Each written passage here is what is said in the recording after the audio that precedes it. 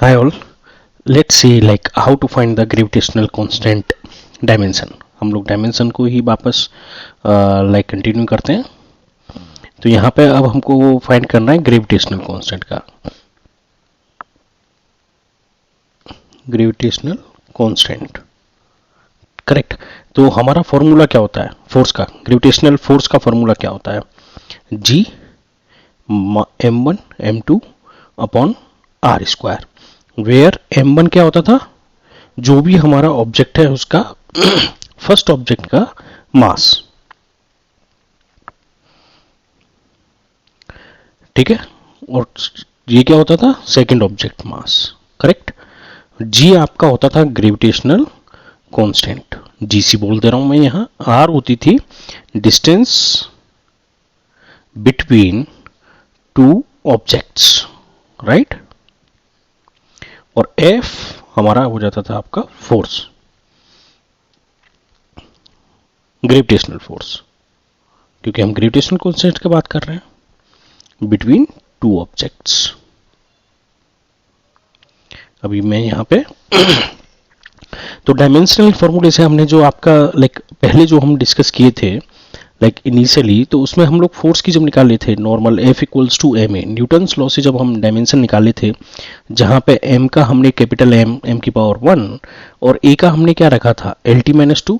तो effectively F equals to हमने क्या बोला था MLT माइनस 2। अब मास का तो हमेशा ही 1 होता है और डिस्टेंस r का हमारा क्या हो जाएगा L, क्योंकि हमने बोला था लेंथ का डिस्टेंस का सबका क्या हो जाएगा आपका यहाँ पे डायमेंशन जो होती है वो क्या हो जाएगी आपकी L। तो चलिए इन्हीं सारी वैल्यूज को यहां रखते हैं। MLT माइनस 2, जी का मुझे निकालना है, ये हो गया m अगेन m, क्योंकि दोनों मास हैं इफेक्टिवली, और ये हो गया L स्क्वायर। तो MLT minus 2 equals to ji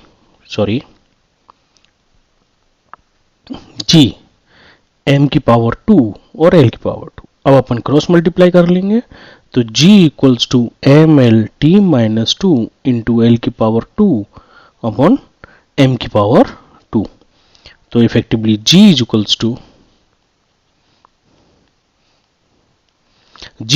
to M की पावर, ये 1 है, ये नीचे से ऊपर जाएगा कि पावर माइनस 2 हो जाएगा। L की पावर एक 1 पहले से है और एक 2 पहले, ये मेरा मल्टीप्लाई है, ठीक है, और T की पावर माइनस 2। तो इफेक्टिवली G ये पावर का क्या होगा M1 माइनस 2, ठीक है, 1 प्लस 2 और T की पावर माइनस 2। मल्टीप्लीकेशन में पावर आपकी क्या हो जाएंगी ऐड हो जाएंगी, ठीक है।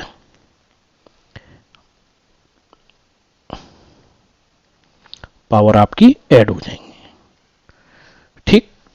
तो उसके चलते आपका G इज इक्वल्स टू अब ऐड हो रही है तो प्लस का 1 और माइनस का 2, तो इफेक्टिवली कितना बचा माइनस का 2, ठीक है नहीं। और ये कितना हो गया L की पावर 2 और 1 3 और T की पावर माइनस 2। तो G का आपका क्या निकला M की पावर माइनस 1, L की पावर 3 और T की पावर माइनस 2। ये आपकी इसकी आ गई डायमेंशन, ये हो गया आपका आंसर। कोई डाउट हो तो आप पूछ लीजिएगा, ठीक है ना। Thank you.